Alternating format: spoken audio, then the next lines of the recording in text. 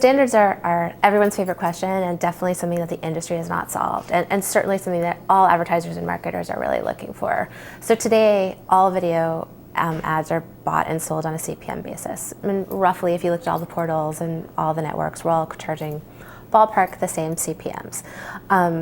That's a challenging metric for video because we're obviously looking to engage users for longer, and it's just for an impression basis, it doesn't really make sense in a video space.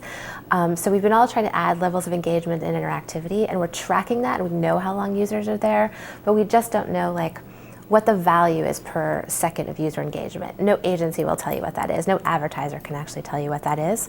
So for us, I think we're all trying to work together with Microsoft, with Google, with all the networks to get to something beyond impression-based.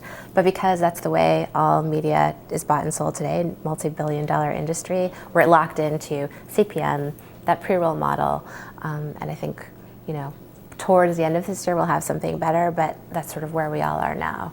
And certainly with the IAB Digital Video Committee, we're looking at some standard format. So if there's a pre-roll plus an overlay, can we all use the same one? If you just use an overlay like Video Egg and YouTube and others are using, what's that one? What's the toolkit that we can give to all marketers and say, if you create per these specs, you can run your video ads across Microsoft and Google and Yahoo and AOL and ABC.com and all of the portals and really have a sense of what you're buying. Everybody wants to find a way to work with user-generated content. There's obviously a very engaged audience there. We're all looking for metrics of safe and how to get non-copyright infringed content in front of advertisers.